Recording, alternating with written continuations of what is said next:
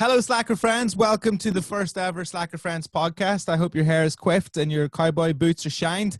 On this show, we look at all the weird, wonderful, stupid, topical, and ridiculous stories in the world of music with two special guests every week. We'll get to them in a little bit. I mean, you can see them now. Like, you can probably tell who they are. If you're watching on the YouTube channel, click below to subscribe and turn on the notifications for 2 to 3 videos a week. To be able to get this content and the Slacker podcast rolling, the show survives on the support of the Patreon. So if you enjoy this, get over to the Patreon and show your love for the price of a cup of tea or a cup of coffee. Get on to patreon.com/Slacker podcast. And there's fresh reviews up there of Haim and Phoebe Bridgers and loads of other stuff. Right. Let's get into this. Let's go. This is Slacker Friends, episode 1, introducing to you our first... I don't know whether to call you contestant or guest. Contestant. Contestant. I'm into that. Doesn't sound right, does it? Contestant. Our first contestant. And the theme tune music for our contestant is...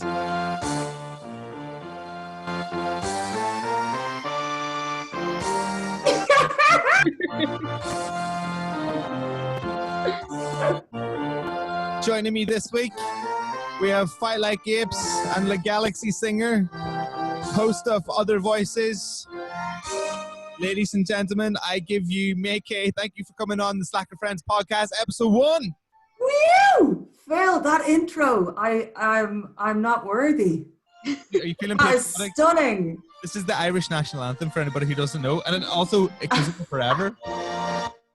It does go on forever, just like our patriotism. Up Ireland. If anybody is wondering why we're playing the MIDI versions of things, it's because we can't afford to get the rights to play them on this show without getting it taken down. MayKay, we're gonna come back to you in a little minute because We've got our other. I feel like I'm gonna have to call everybody this from now on every podcast. Our second contestant guest is.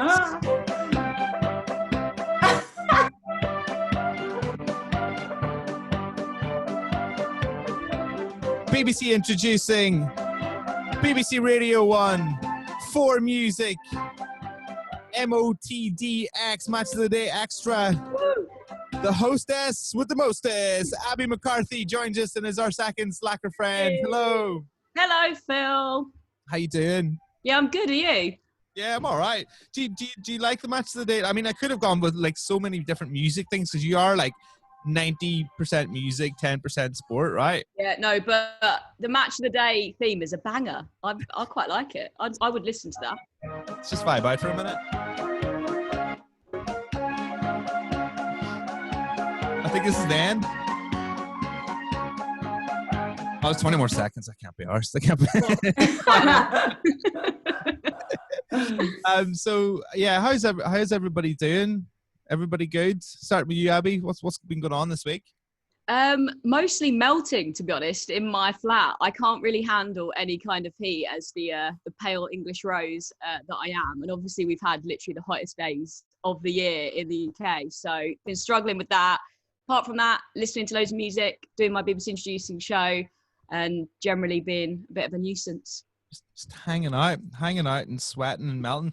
Like, I'm in a cabin in Brighton. I like to call it my studio, but like effectively it's like a cabin for like an elderly person to stay in off the side of a house. And I am that elderly person. And there's no AC in here. And listen to me, how American am I? There's no AC in here. Yeah, I'm melting. But so if anybody's watching this on YouTube, which you can do, it'll be a wet t-shirt contest, but only with me in it at the end. So it'll be disgusting. We'll be like puddles of sweat by the end. It's going to be great. You could just watch us fall apart. Big time. And MayKay, how you doing? What's going on?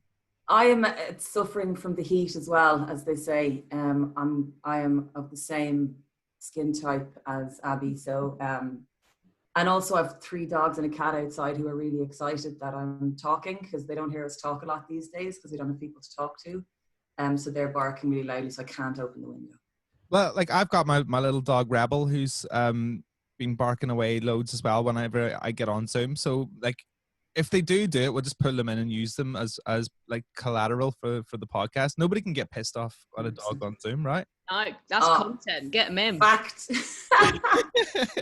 Have any of you had any problems with with sort of like the streaker coming on Zoom? You know what I mean? When somebody coming into the room when you don't want them to be, like, I feel like that happens to me at least once a day now. I did that to my sister. My sister does training, like media training and stuff. So she was doing a lot of stuff online lately. And I did that thing that I just thought I was too experienced for. I walked into the room, the camera was facing me, and then I turned sideways as if then they wouldn't see me. So just looked double weird. So I came in and then just went, and just froze there instead of leaving. And she had to really be like, it's okay, you can just get out. And I was like, okay, and waved. I don't know, I panicked. I really didn't think I was going to be that guy, but I very much was. I saw a video recently of, I think it was a politician being interviewed in Northern Ireland, and there was somebody in the background was coming out of one of the shops, and she froze, and she did the same thing where she turned sideways, but instead of like walking forward, she walked backwards. Like, you know, she walked backwards out of the shot thinking that was going to be fine on a long shot. She moonwalked out of there. It's exactly how I would like to leave a shot, is moonwalking out of there. That is one of the funniest videos ever. That is amazing. The meme game, I mean, like, the meme game has been pretty strong over lockdown. It's been keeping me going. Yeah, totally. I feel like I've not had anyone walk in on any of my Zoom calls, but the other day I kind of caught myself out. So a lot of us are doing it, let's be honest. Zoom calls, you look fairly normal on the top, but you're definitely wearing pajamas. Yeah. And then my laptop was running out of charge. I was like, I must go and get my charger. I just forgot and got up. And they were like, I like your trousers. I was like, let's go with trousers. That's what it is. Business up top, party down the bottom. That's what it's all about. Yeah. Flip-flops. It's like party up top. It's like party up top, naps down the bottom, siestas on the bottom. So this is the first time we're doing the Slacker Friends podcast, and we've got loads of sort of questions and little bits to do around music. And we're going to start, like, I fired all these sound effects in here, and God knows if they're going to work in any order, right? But like, this is our first bit. Nope. That's a good start. Okay, right here. Hold on. Let me go again. That was 1,000,000 years ago. First question, our first feature, that was 1,000,000 years ago. I'm looking at a story from the past in music, almost like a On This Day, which we basically ripped off. Bob Dylan was awarded an honorary degree by the University of Scotland and made a Doctor of Music in 2004. Who do you guys think is the most intelligent musician of all time? Abbie, you go first. Oh, that's such a big question. I feel like you could obviously go for the greats like David Bowie, just because he reinvented himself throughout his career, put out so many albums and was still making just incredible music right up until the end, and just like the legacy that he's left behind. Or you could say Prince, one of the best musicians of all time. I think he can play literally all the instruments that ever existed, or nearly. And, you know, guitar solo wise, he's the guy. But then I thought, I actually want to look who is the most intelligent musician. So I went online. Google it. So did I. Got some facts for you. So Brian May from Queen is super intelligent. He's got a PhD and everything in astronomy, I think it is. I was like, hey. I actually knew that. That's weird, yeah. Shakira's super intelligent. She's got an IQ of 140 because she speaks so many different languages. So look at that. Her brain is not small and humble. Yes! That took me a second. Come on! What? For Slacker Friends episode 2, I'm going to have some air horns in for little. Yes. Come on. Because that was a mic drop right there. I didn't know Shakira was as such a high intellect as she was. I knew she was an incredible pop singer, an incredible force to be reckoned with in Spanish music, but my God. Yeah, 140 is like a really high IQ as well, isn't it? because I was suddenly like, oh, I wonder what mine is. And I got distracted doing a test, but I didn't finish it because I was like, I'm blatantly going to be impressed. My IQ will be like really low and I'll be like, oh. See, I think like to do an IQ test, there's so many of them online, and like I think like to really get it, you have to do an official one. I did one, but I don't know if it was an official one. And I did it just to prove. Me and my missus were having an argument about which one of us was smarter, and I was like, I am clearly much more intelligent. She was like, I am clearly much more intelligent. I was like, let's put it down to the IQ test, and I think I won by 1. I think I was like 131, and she was 130 or something like that. That's still a humble brag, Phil. It is a humble brag, because then we both. Yeah. Then I farted and passed out. Perfect. Yeah. The balance. Back in the room. MayKay, what do you think? Who do you think's the most intelligent musician of all time?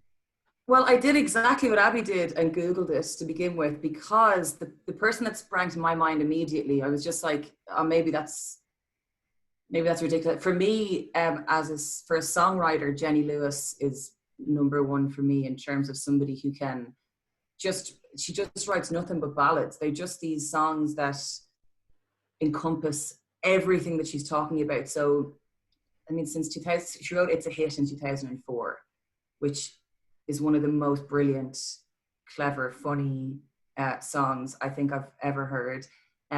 Just One of the Guys, which is a beautiful insight into misogyny and sexism and how it affects us as women, as opposed to it being about giving out about men, how it affects us. It's brilliant. And then the Better Son, Daughter, which is about kind of suicide and depression. They're just all bona fide anthems. And I just think the way that it's that real conversational, confessional pop music, but just, it's full of hooks. And that's such an incredible talent to be able to say so much with so little, and tell stories and have conversations in songs. And I've been on I think my answer to almost every good question is Jenny Lewis, because but I understand that. Like, I understand, because like the intelligence that you need to be able to connect on a human basis and connect to multiple types of people is needs to be quite high, because I mean, you could be the most intelligent person and be able to write code for NASA or the CIA or whoever, but you might not be able to connect with two people. Do you know, there's different levels of intelligence. It's so true. And that leads me on to Cardi B, because she is the most, in terms of political commentators in music, Cardi B has been one of the most concise, clear-headed speakers on the state of American politics lately. Whenever I see one of her, and I just think she's a buzz, and she makes me feel like an elderly woman, because whenever I watch her, I'm just like, she's going to do herself an injury with them nails. But when I actually listen to her, I'm just like, yeah, exactly. So there is such a tremendous amount of intelligence in her that comes from that crazy confidence of just going, here's what I think, and I'm just going to say it. You know, we so often are like, that can't make any sense what I'm saying, or that can't be valuable what I'm saying. She just has that mad, rare confidence where she's just like, I'm going to fucking say it. So Jenny Lewis and Cardi B. There's a huge spread of answers here. From like, we've gone from Brian May to Cardi B. Two people. Yeah, I'm all on the record, I say. Yeah, I'd say rarely in the same room at the same time. Maybe the Grammys or something like that. But we've also had answers, Jenny Lewis and Shakira.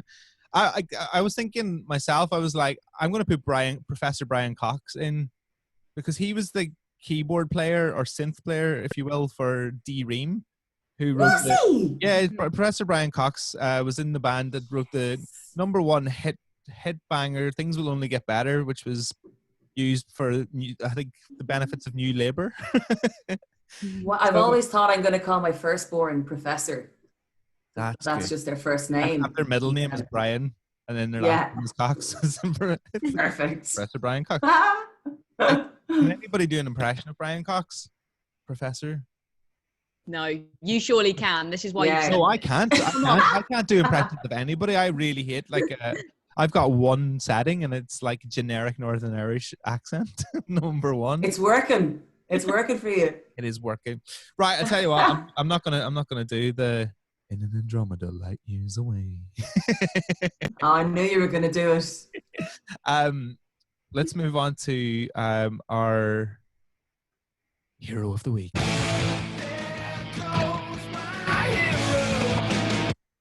Ooh.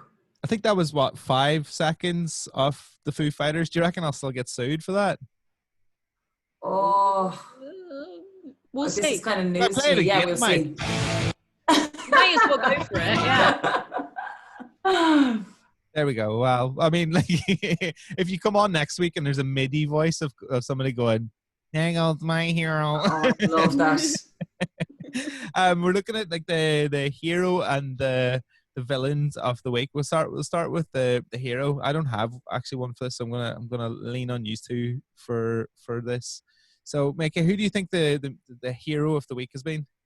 Now, this is terribly predictable of me that I'm going to say Irish women are my heroes of the week this week, because for a few reasons. There was a single of cover of Dreams by the Cranberries released, led by Ruth Ann Cunningham, with 39 female artists on it, and it was released just to raise money for Safe Ireland, which is charity to dealing with domestic violence in Ireland. It prompted a gender disparity data report by Linda Coogan-Byrne, and showed some appalling statistics about gender-based playing on radio in Ireland. And it's so bad. It's just so bad. But this song has gotten to number 2 in the Irish charts, and it's the only song in the top 20 in Ireland right now that features any females, and it took 39 women on one track to get there. So it's a great thing and a bullshit thing as well. Like, it's just such a shame that it took that. And there's just loads of things coming out of that. I mean, there's been a national campaign to save the arts in Ireland at the moment, led by some incredible women. Loads of women speaking out about sexual abuse in the music and comedy industry at home at the moment. And just as a whole, there seems to be this, like, I'm all for burning the whole thing down approach, but there just seems to be some seriously calculated, measured approaches happening at the moment. And they're so powerful. And they're still loud, but they're powerful. So they are my heroes. And even though it's kind of grim that all this stuff is happening, there's change happening. And the song is amazing. So yeah, Irish women. What's the name of the song? Like, if anybody wants to go and listen to it or find it from this, what do they type? So it's Dreams by the Cranberries, and the group is called Women in Harmony. Incredible. Yeah, there's been such a big movement in Ireland over the last couple of years, even on radio, to play more Irish music, but it turns out like they're playing maybe more Irish music but more Irish men, so there's still a shitload of work to be done. I saw a friend of mine post something up that a big Dublin station in their top 20 tracks of the year didn't have one female artist, and that's not acceptable. So it's bad, not, it's crazy.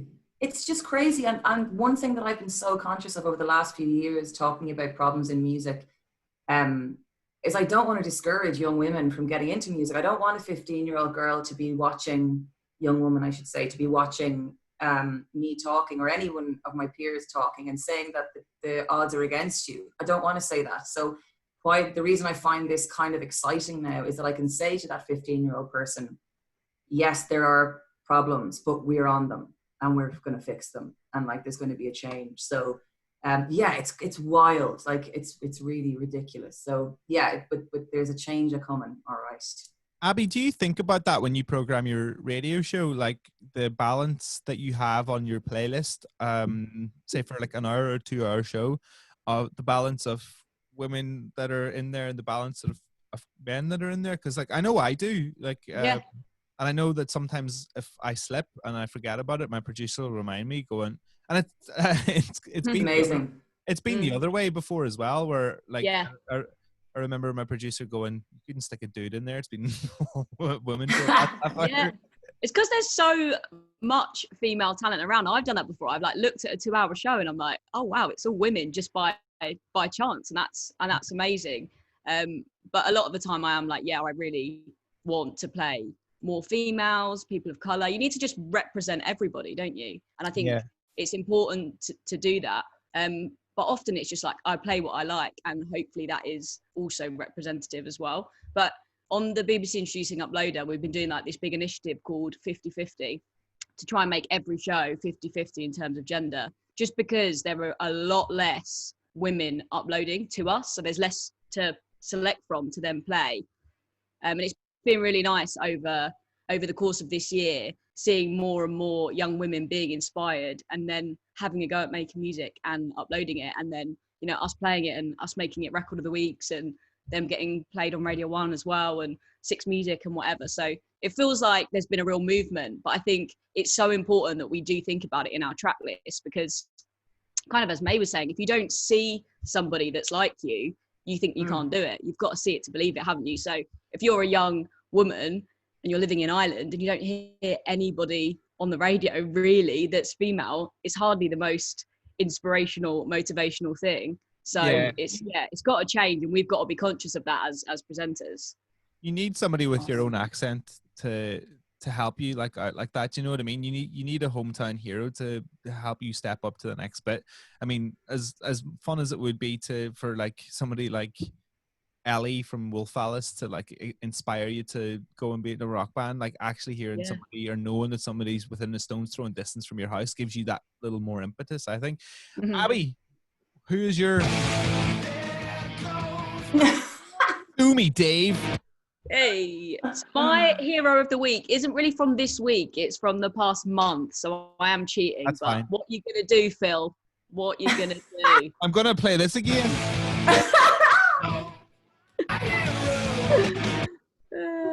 I love having sound effects, man. It's just made my whole life. Good.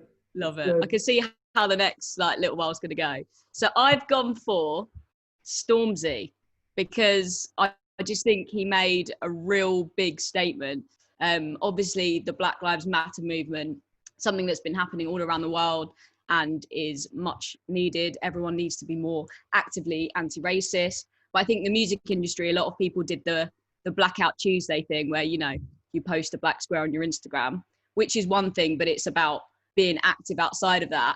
And Stormzy, I remember thinking, oh, he's actually been maybe a bit more quiet on the matter than I thought he would be. Obviously, as one of the most influential black men in the UK.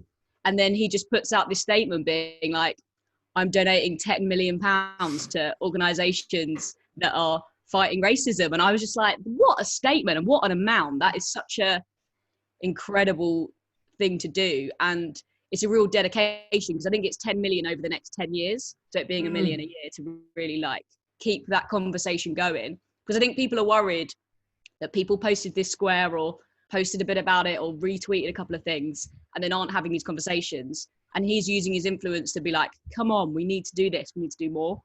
He's literally putting his money where his mouth is. Like, and the thing is, like, Stormzy is a recent OG as well. Like, he's not coming at this with like 10 #1 albums and like yachts and hundreds of millions of pounds. He's not like a Rolling Stone or whatever. Like, this is a guy who's just dropped a second album, and sure, he's like one of the biggest in the UK. I'm not certain like how well Stormzy sells around the world. So like, you know what I mean? Like, he's very, very big in Britain, and I'm sure he's got his fan base in Europe and the US as well. And that's got me thinking. I was like, that's a shit ton of money to him. Like, I mean, so much, 10 million. Apparently, it's half of his worth, I think, if not more. Yeah. I think it was estimated that it was half his worth. You have to put respect on his name when he's doing something like that. Absolutely, and especially it was kind of difficult to watch people calling out some black artists and being like, where are you on this? First of all, it's like, they're suffering and they're trying to make sense of all this. So it was a crazy thing to target black people who weren't speaking out. And then for Stormzy to come out and be like, here's what I've been doing, it was like, good man, okay. It is a bit of a mic drop. So our heroes of the week is the Cranberries cover of I've forgotten the name of it already. It's all right. Women in Harmony. Women in Harmony and Dreams. And Stormzy for literally giving half his money to black culture and the like making black culture better in the UK. So they are definitely the heroes. Well done. We salute you. Let's move on now to the villains. You're a piece of garbage, a real shitty piece of garbage. Thank you very much to Jack Horseman for the rip of that one. They won't sue you. They won't. Shocking. Come on. Come on. Get you good crack. You won't sue Phil. Come on, man. He just Just a guy making a podcast, trying to make a living, trying to make something of himself, eh? That's an impression. There you go. Yeah, Yes! Come on. Did it. Thank God. I actually, like, it's running through my head now. I'm like, well, I'm going to get more sound effects for next week. So who's the villains of the week? Who wants to go first?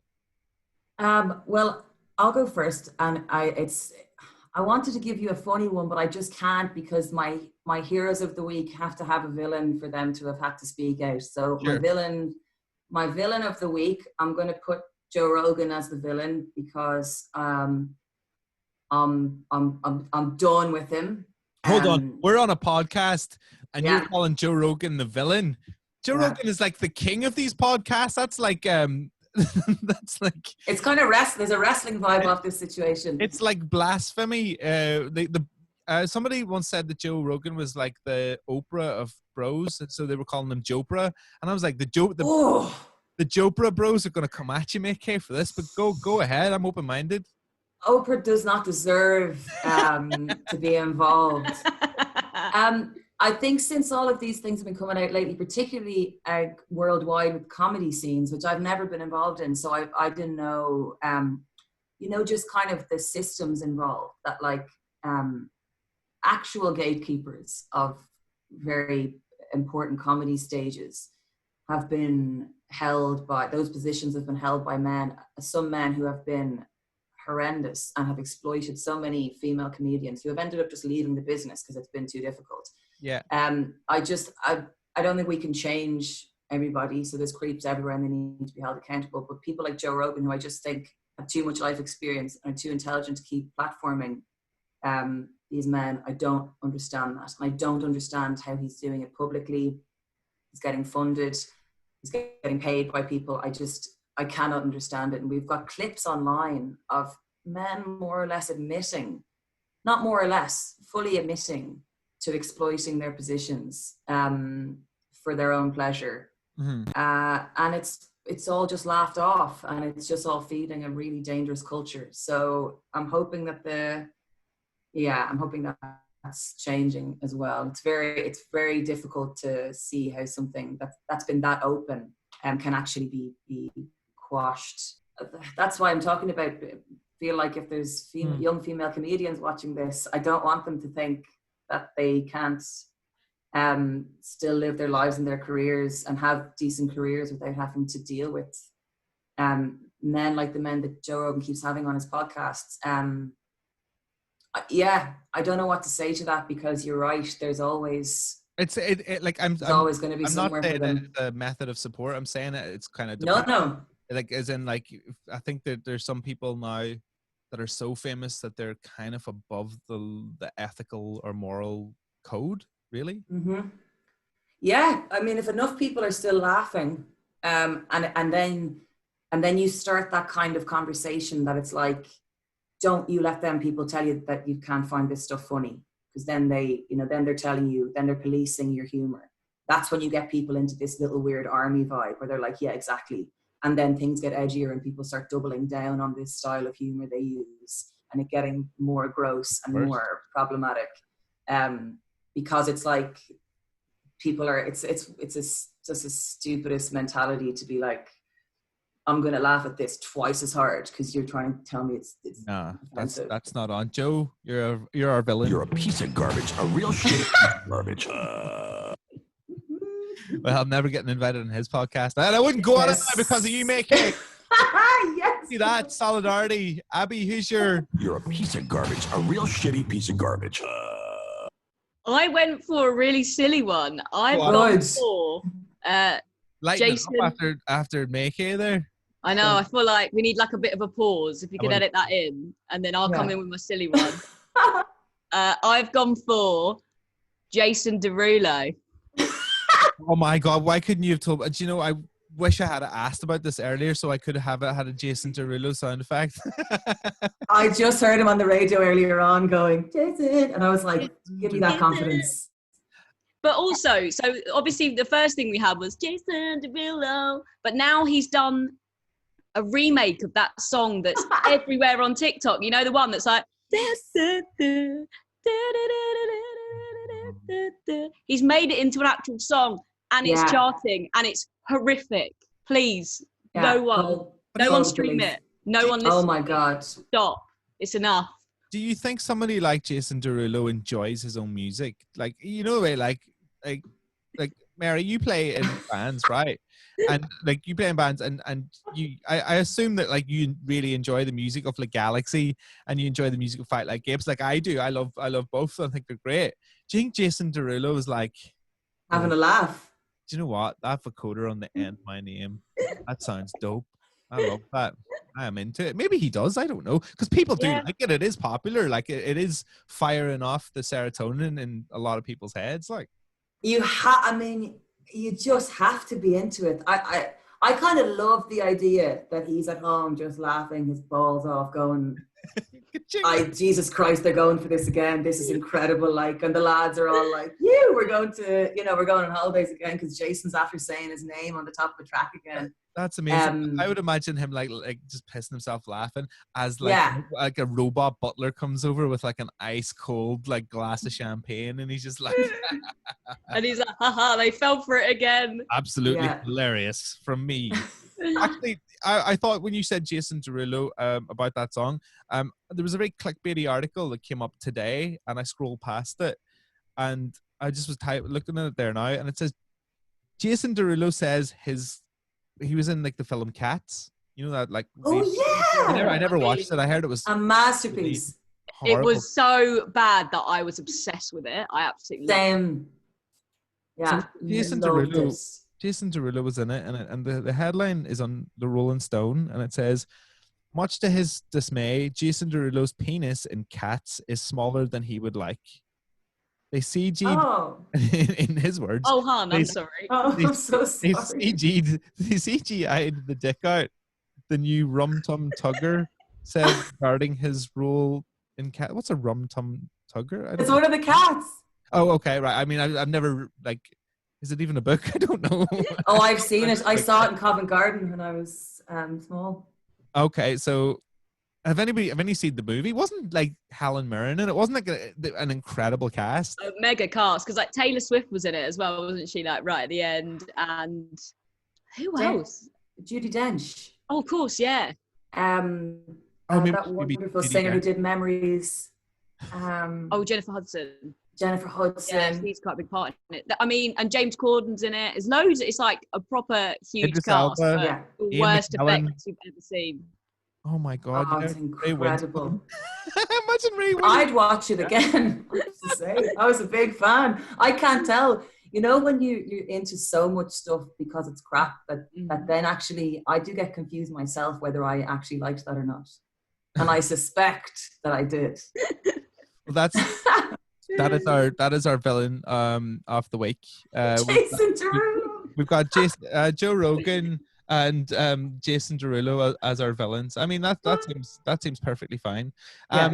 We've got like a new story came out this week. Was Paris Jackson had dropped her first EP of music, and it causes a little bit of a stir when the daughter of Michael Jackson releases some music. Like, you really want to hear what it's like. Do you want me to play a little blast of it? That's what I was lining that up. That's what like clipped in at a really inappropriate time, Mary, when you were like it was perfect talking about that, and I was just like, oh God. This is such a shit. It gets worse the more I think about it. Yeah. Okay. This is the Soundflowers and Geronimo. Paris Jackson singing on this. Haven't picked up a 6-string in a long, long while. What, Bryan Adams much? I can't remember the last time I wrote a song. There now. My heart so many times I stopped counting. No longer know why I still care. So there's a little blast of Paris Jackson's band, the Soundflowers. The track's called Geronimo. And, I mean, perfectly reasonable acoustic pop. I mean, I don't love it. I don't particularly hate it either. It's just... God. The sort of music you just... The worst review ever. Hate. It stirs nothing in me. Like, I can understand why people would like it, but it's not even rice bland to me. Like, Yeah, it sounds almost the like worst. Go on. I was gonna say that's almost the worst review though. It just makes you feel nothing. That is low, isn't it? That's so So I don't even feel strongly enough that I hate it. But I don't love it. I just don't care. And I actually don't remember what we were talking about. It was so bland. So, but like, it sounds like that off the soundtrack for Nashville, but maybe it wouldn't, because that's a great soundtrack. But it doesn't. Oh, I don't know. I hated that she's just called Michael Jackson's daughter in the headline, and then the question is this a thriller in Enemy? And it was just like, oh, come on, give her a break. Like, it does get you thinking though, because like, if your dad is like Cristiano Ronaldo, or your dad's like Pele in football, like you're never going to be as good as them, because they are like the goats at that game. And when it comes to music, the question I really was thinking about regarding this was, what child of a big star has managed to not be totally terrible? Oh, I think there's a few that are making music like right now that like immediately pop into my head. Obviously, Mabel, who's Nana Cherry's daughter, who is just an absolute legend. I'd say Mabel probably sold more records than her ma has at this stage now. Yeah, you know what? Maybe she has. She has the number one artist. Like Mabel has streamed something shocking. It's hard to compete. Like, I'd imagine around the Christmas table, they're like, "We'll have sold more records than you. We'll have sold more singles than you." But I've streamed more than you. Yeah, exactly. Yeah, definitely. She's definitely streamed more than Pringles. Yeah. But she's had like mad success. It feels like she's been in the charts since she started and is probably still in the charts now. So she's done really well. And the other person that I'm thinking has had a really good year music-wise and put out an amazing album is Georgia, because her dad, Neil, isn't it, is in left field. And I feel I like... didn't know that. What? Yeah. So she posted up like a little while ago a photo of her side of stage at Glastonbury when they like headlined. And I was just like, what an amazing childhood it must be, just like watching your dad kill it in front of all these people. God. And I feel like her second album for me is just like dance floor bangers. It's so good. And I feel like that's because she's like lent into her love of rave and, you know, all the music I guess her dad would have brought her up on and got her into. So what was that single from last year? Was it About the Dance Floor? About Work the Dance Floor. About It's like a radio Floor. DJ's nightmare, isn't it? You feel like you've said it wrong and you're like, no, that's wrong. Yeah, exactly. It really is.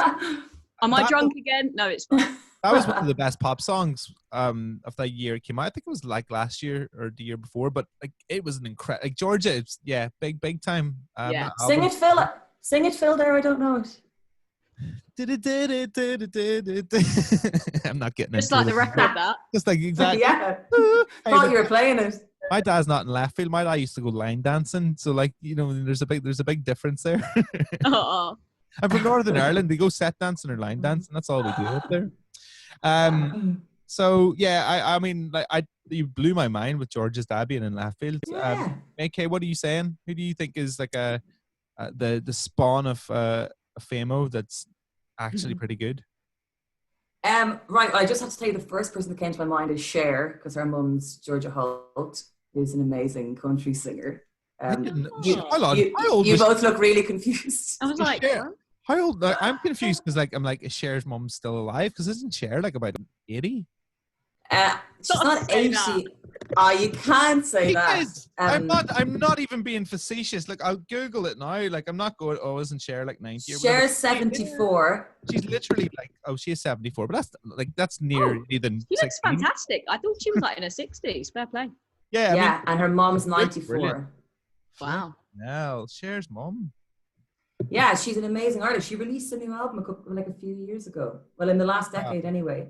But sorry, that's the first person that came to mind. Also, is Denise Welsh a big star? Denise Welsh. Because her son is Matt Healy from the 1975. Yeah.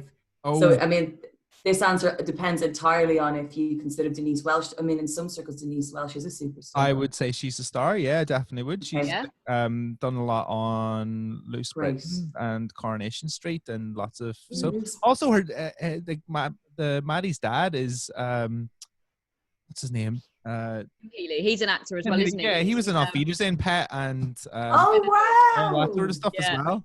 And it's weird because like his dad's like quite short and stout, and like actually when you like look at them, the dad looks like he would be sort of like drinking down a working man's club, like that sort of vibe. And obviously Maddie looks like he'd be drinking like, you know, cappuccinos like outside like a artisan bakery in East London. And actually, Phil, I love the way you think cappuccinos are like peak. I don't drink coffee. What's the peak hipster like coffee drink? Because I don't know anything about it. Like mocha, latte. Yeah, like a flat white. Type. That's quite hipster, isn't it? Drink a cappuccinos. I don't know. I think that I think you might have this one, MayKay, with Maddie Healy from 1975. Two answers I had was Miley Cyrus because she was Billy Ray Cyrus' daughter, and probably still is. Billy Ray Cyrus. Hopefully still is, yeah.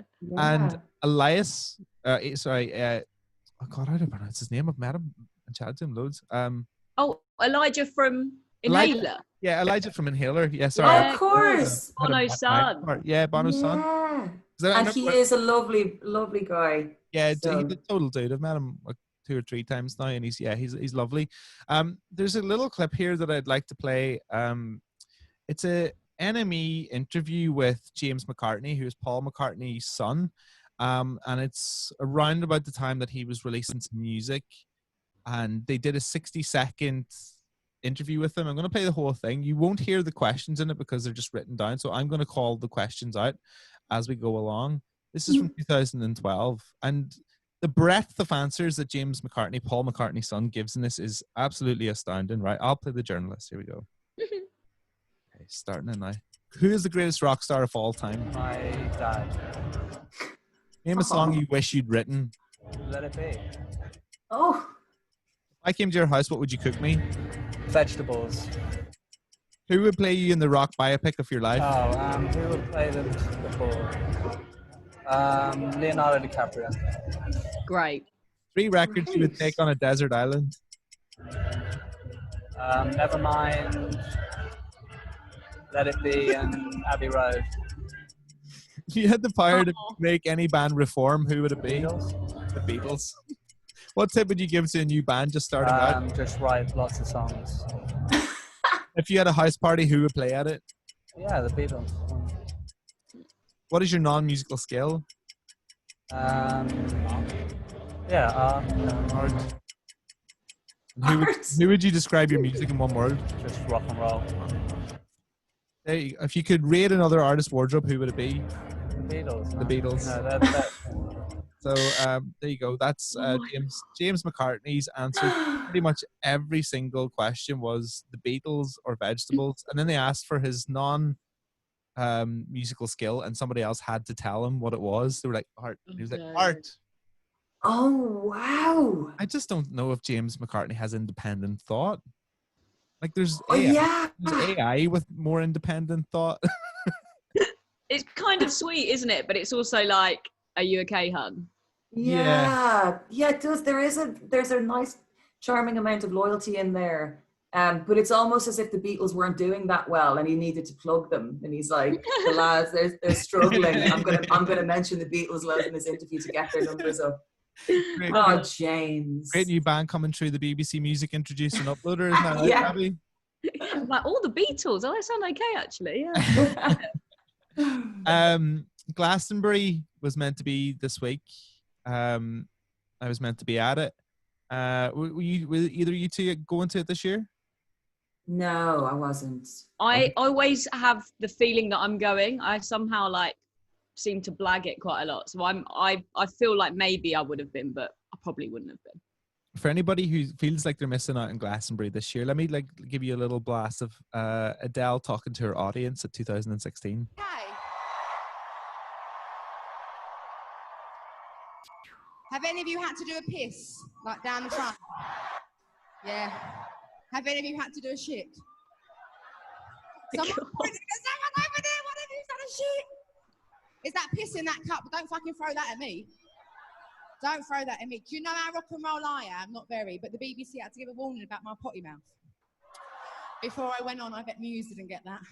Muse didn't get a warning beforehand.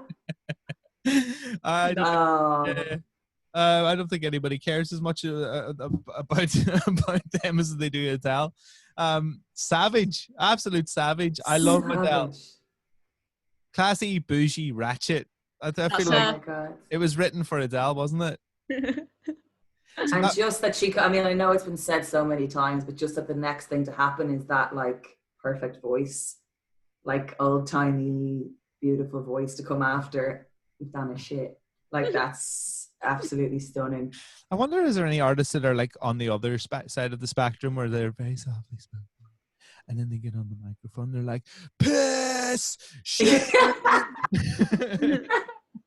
Yeah, there has to be. We must be fans of them. It has to be. Mm. Yeah, So- I wish I thought about that. Because we're missing out on festivals completely this year, which is an absolute bummer for all of us. I wanted to sort of make it a lot easier for anybody who's watching or listening to this today. What is the worst experience that you've had at a music festival? It'll make us feel a little bit better for missing it.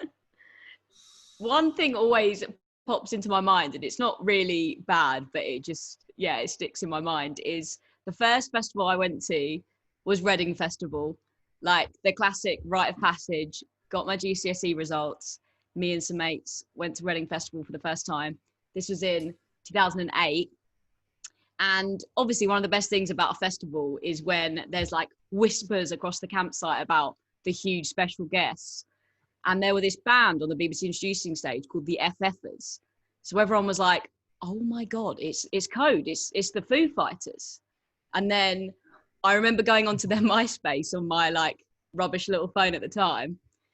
And their MySpace photo was of Dave Grohl. So we were like, no, this is legit. Like this is happening. And they've like really planned it. Yeah. So like me and all my friends were obviously like so excited. I hadn't seen Foo Fighters at that point, and they're like one of my favorite bands. So we were like running to the BBC introducing stage, like in our wellies through all the mud, like let's go. And then we got there, and there was obviously so many people there.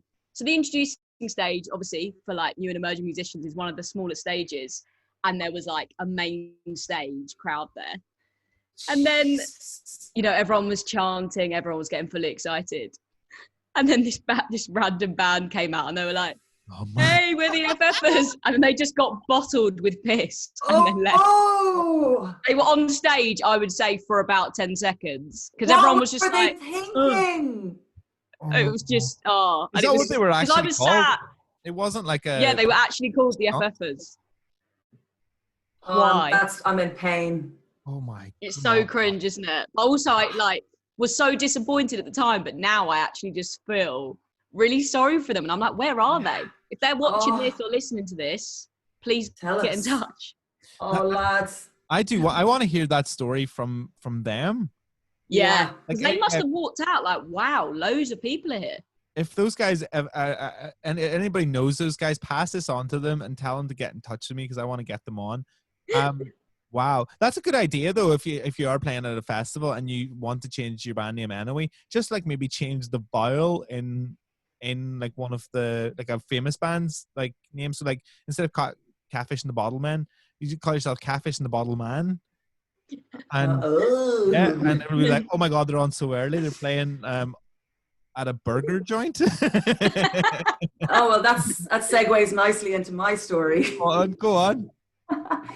So we played Glastonbury a couple of times at Like Apes, and the first year we played, I don't know, you just kind of, obviously I've lived a reasonably nice life, because you just kind of assume when you're inexperienced, once you get given a gig like Glastonbury, you're going to be looked after in some way. But then you realize that Glastonbury is a city, and there, you know, has different degrees of care given to each artist. And I mean, we got like dropped at the gate, and we had to walk across the main stage crowd to where our stage was, because we didn't have back road access and stuff. Big Jeff from Bristol went by on a truck, and of course you bump into Big Jeff when I'm in the middle of the other Vampire Weekend we're playing. Yeah. We were there with our gear. It was just the crappiest thing ever, but we were still so excited to be there. But then when we arrived to the stage, it was the back of a truck kind of a thing. And then like 6 people arrived. I knew 5 of them, and the 6th one was like naked with an Irish flag around him. He was just there out of solidarity. And to be totally honest, I loved the gig because we weren't expecting anything anyway. Yeah. And I'll tell you, the second time we played, I think, was BBC Introducing, and that was our reward for the crap first one. I mean, it was just the maddest thing in the world. Yeah, exactly. And you tell everyone. Yeah. That the worst part is when you come home and they're like, what was it like? Oh, perfect. Yeah, it was great. I mean, that's the worst part. It's a massive box tick. It's like, yeah, it's very easy. It's again, like another humble brag. Like if you're in the pub going, oh yeah, I played Glastonbury, or I played Glastonbury twice. I mean, they might have been the shittest set, or it might have been like you might have been busking outside the front of it. Oh, I played Glastonbury. Oh yeah, it's still the first line of your press release, regardless of how the actual gig went. Exactly. Sorry, BBC Introducing wasn't Glastonbury, but so I don't get that wrong.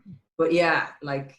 And that's happened loads of times. Anybody in a band will have a story about a festival experience like that. But I mean, those guys giving themselves that name, that's like people who lie about their height or something like that on online dating. Just like, what is the point in that lie getting you? Out. Yeah, very obviously. Have you had that? Have you ever turned up and somebody said that they're like 6'5" and you turn up and they're 5'5"? No, I've never gone on an online based date before, and I mean, for reasons like this, and not that I would mind. It just seems like a truly bizarre thing to lie about. Give yourself a chance. Well, that moves us on to our next bit. You were in the parking lot earlier. That's how I know you. Which is That's How I Know You. This is like our little space. For us to talk about those random experiences that you have bumping into either heroes or idols or like famous musicians or sports stars or whatever. And I kind of like, this came from a sort of thread that I started on my Facebook, and it's about 124 comments deep at the minute, and I've got loads of voice clips of them. So I'm going to play one in now from a friend of mine called Johnny, who also he's a promoter back in Belfast, Shiznay Promotions, and goes under the name Stone Frog. Hi, Johnny. And Johnny is a #1 melter himself, yes, which he will also attest to. But this is a story that he'd sent in about Coolio. I think one of the weirdest situations I've been in with artists so far is taking Coolio to Argos and sitting and watching him flick through the Argos catalogue, looking at scrap jewellery. It was pretty embarrassing, to be honest. I think that would have been the same tour that Coolio went to play in Castle Derg, which is a small town in Tyrone. And I've grown up in Tyrone my whole life, and I've never even heard of one gig in Castle Derg. And now Coolio's going to play there. So yeah, that's Johnny's story. If anybody else has got a good story of a sort of bump into or a strange experience that they've had with somebody in the musical community, then send me an email at slacker.ptag@gmail.com or just send me a DM. Abbie, starting with you, who's yours? A couple. So the first one was when I was still a producer and I was really new at this point. One of my first jobs was working at Six Music, so I was assistant producing Stephen Mack show, and there is a toilet right by the studio, so obviously you don't want to be away for too long because you're working on a live show. So I like quickly ran to the loo, and then I literally came running out of the toilet and like went with someone. I like looked up and it was Idris Elba, and I was like, I'm so sorry. Did you run into Idris Elba's elbow? Very good. And he just smelled the best. It was, of course. If I closed my eyes, I could still smell the scent now. It was divine. That's my goodness. So that always pops into my head because I like literally collided with him, and he was just like, "Oh, it's fine, don't worry," and I was so embarrassed. You're like, "Don't worry, here's a hug." Don't worry. Can I just hold on to you for 10 minutes? Yeah, I'm really freaked out. Do you mind if we hold? Fine. Yeah. Whoa, help me.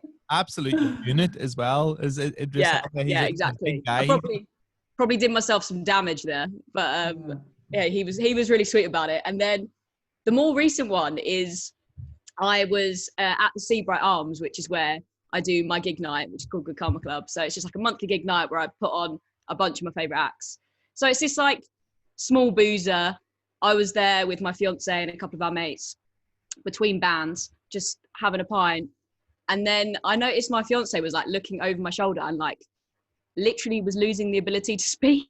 And I was like, are you okay? I was thinking, you've only had 2 pints. Are you all right? And then his friend next to him also was like, and like freaking out. And I was like, okay, what is going on? And they couldn't even get out what they were trying to say. So I turned around. They've been spiked? Well, yeah, exactly. This is when I realised that. And then I like looked behind me, and at the bar, it was Alex Turner from the Arts Monkeys. I was just like, what? Never seen him in the flesh. What? And they're like my favourite band. I've got the AM logo like tattooed on my arm, and I'm obsessed with them, and always have been. So then I was losing it, and I was like, oh my God, like he's at my gig night, what do I do? But I ended up going over to speak to him, because I was just like, fuck it, they're my favourite band. I've got to seize the opportunity. And he was really nice, and yeah, he'd come down to check out one of the acts. Just had a really nice chat about music, and he was just lovely. But I couldn't believe he was there. You know, you're just like, what?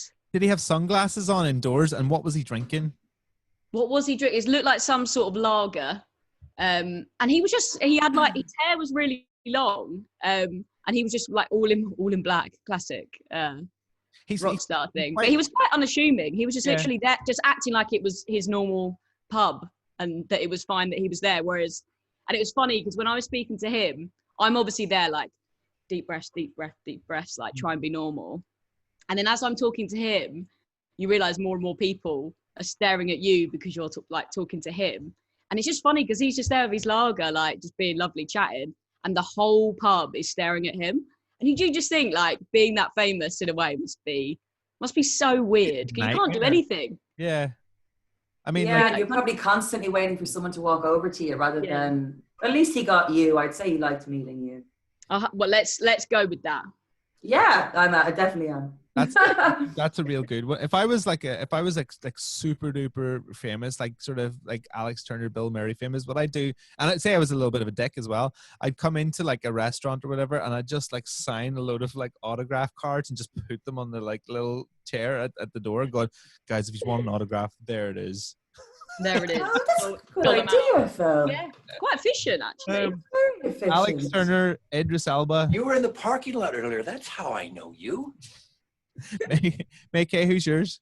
So I have 2, and I didn't know we were doing good ones. So anyway, you know when you're like, who's your like drunk dial late at night? Unfortunately for my mum, it's her that I ring, you know, at 3 a.m. and I'm like, yes. Anyway, after a gig in London, and we've been on tour a lot, and my mum was worried about my behaviour when I was away. So obviously, to alleviate that, I ring her at like 3 a.m. to tell her that I just met Spider from Coronation Street. Major. Like imagine water over everything. Like, if she wasn't worried enough, and I mean, in my defense, I wouldn't have rang her if I met Alex Turner, because I don't think she would have cared that much. But just because she watches Coronation Street all the time, I was like, and you know, and I couldn't wait even till the next morning to ring her. I was so sure that she'd be so excited about it. So yeah, she's like, what drugs are you on? How many have you taken? Are you with people you trust? Like crazy. But I genuinely, there had a bit of drink taken, but I genuinely thought that it would be really amazing thing for her to hear, and it was not. It genuinely is. Like, I mean, like around that, thanks, Phil. Spider was known as the sort of crusty hippie version of the character in Coronation Street, and from my memory, I mean, I think this was probably the last moment that I remember watching Coronation Street. He used to wear a ripped stripy mohair jumper and had like maybe a single dread going down the back. Oh. Real sexy stuff. Really very sexy stuff. Yeah. My other one was when I was in Austin one time, and I was at a gig, and there was a lot of, you know, like Austin I mean this in a really good way, particularly around Austin city limits, or it's South by Southwest, is very networky thing. So you're kind of in the middle of a very eclectic bunch of people, and some of them are, it's a couple of political people involved in this little group of us having a drink outside and whatever. But Lance Armstrong arrives in with a mixed response. I was just like fascinated by him, as a lot of people are. Did he take his helmet off and then you were like, whoa, it's him, and he's wearing a like, they were talking about the school system. I don't remember exactly the details. They were talking about the school system. He obviously decided that I was this reckless Irish person, so he's like just glued to me. I obviously appeared completely unjudgmental. So he glued to me. I was just completely like, is this happening? And then someone said something about them introducing drug testing into schools, random drug testing. And he said to me, he whispered, no, he did. He whispered to me, I hope they don't do that in my kid's school. And he was joking. But I was just like, oh, please tell me somebody else heard that, And I just like, what have I done in his presence to make him think I was the one that he'd be like, she'll think this is gas. But you're Irish, so like he just automatically thinks, they love the crack. Look at this. Yeah, totally. And like I have to stress, he was joking. Yeah. But I mean, it was just one of those things that I was just like, I don't know if anyone's going to believe me when I tell them this, or what you thought, that you thought I was the one that was going to nudge him. No, sir. He did the nudging.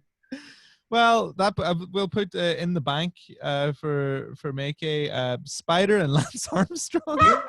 That's how I know you. Fair play to the Perrys. Right, our final bit before we say goodbye. We have got it's time.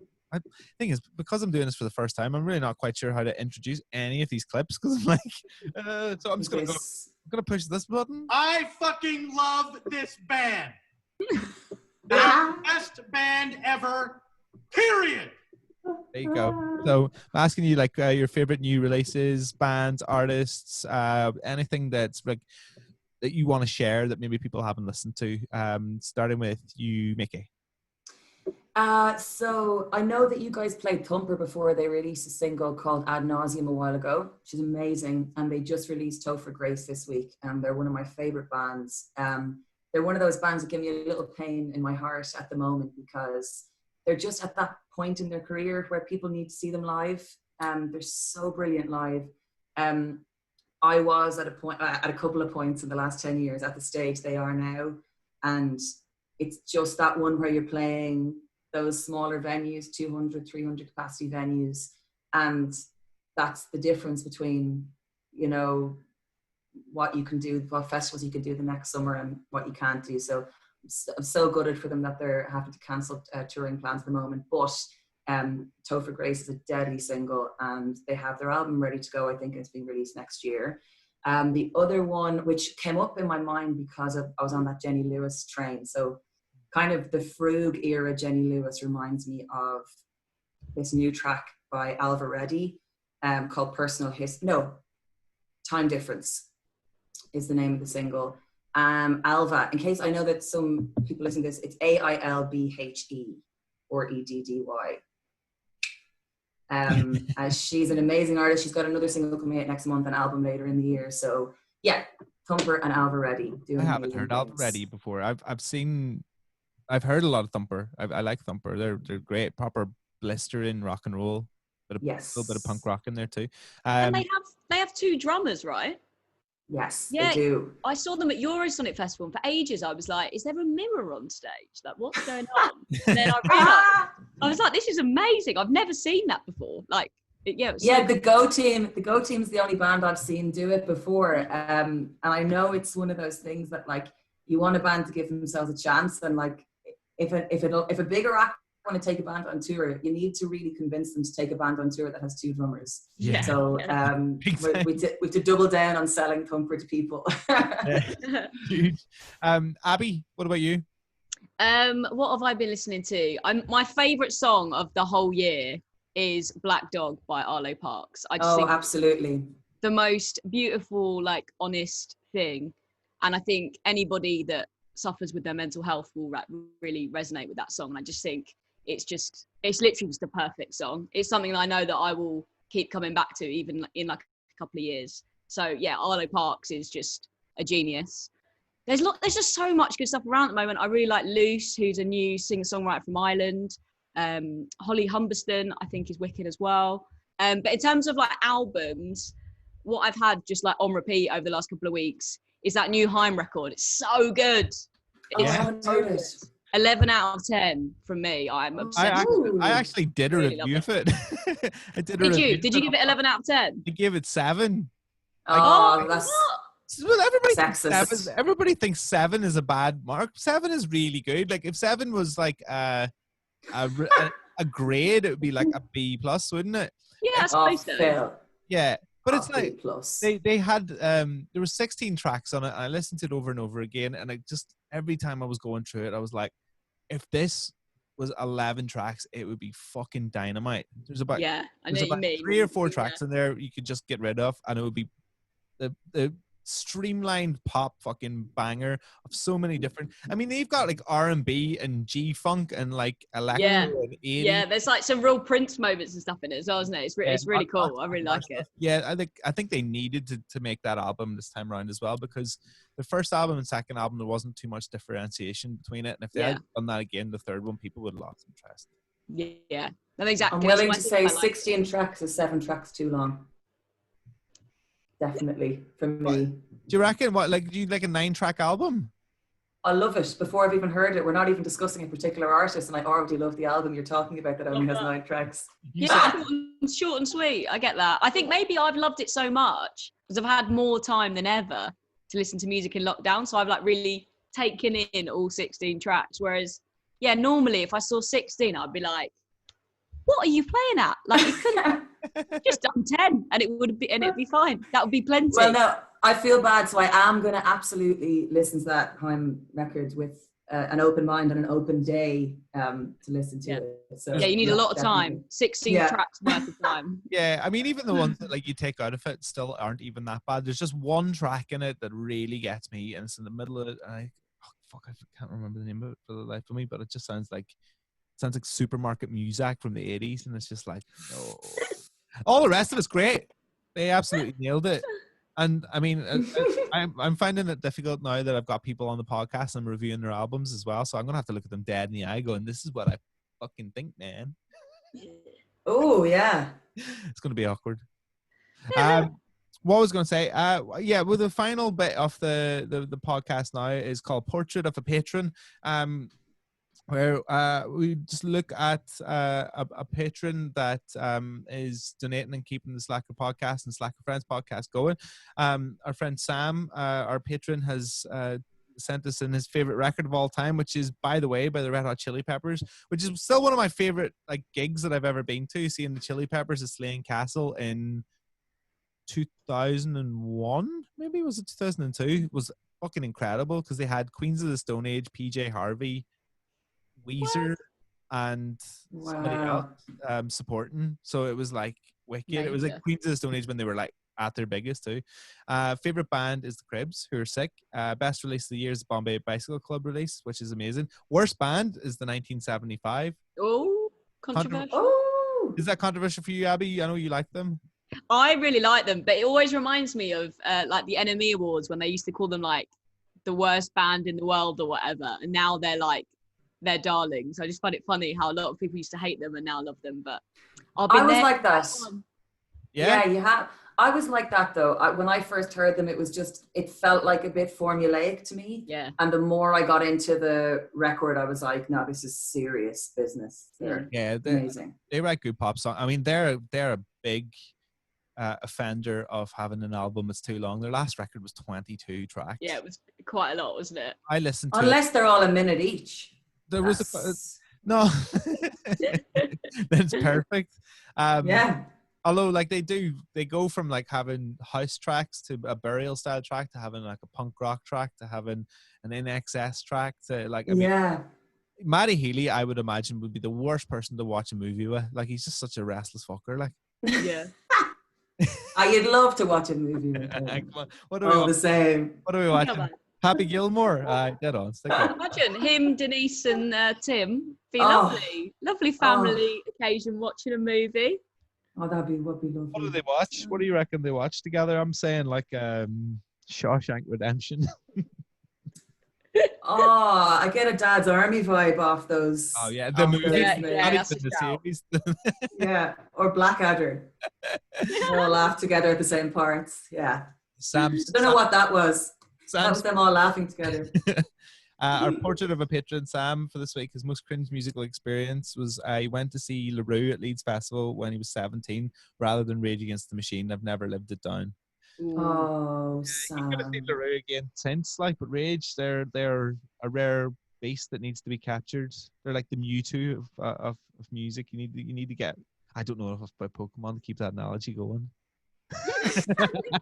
That was pretty funny actually over the past while when people were like, when they started talking about maybe it was Black Lives Matter and they got tweeted at being like, I only was a fan because I liked your music and now you're getting all political. And the band were like, sorry, what? Rage Against the Machine. How did you listen to Rage Against the Machine? Like, talk about missing the point. Like, the thinking. Oh, that Rage Against the Machine incredible. weren't the political one. If you want to Incredible. be a portrait of a patron and go and support the podcast over on the Patreon website, slacker.com or patreon.com/slacker podcast. That is us done. That's episode 1 of the Slacker podcast done. Thank you so much to Abbie. Thank you so much to MayKay. Nothing went on fire. I mean, I think I interrupted you with a clip at a really inappropriate time, which is like going to keep me up tonight, I think, a little bit. But like, I haven't spoken for this long in months. I'm exhausted. I'm going for a Lay nap. down. Yeah. the last time I was on like Zoom for an hour or like over an hour was drinking beers and playing poker like a proper like blokey bloke. Like a total legend. Cigars on. Oh. Guys, thank you so much for taking the time out to be my Slacker friends.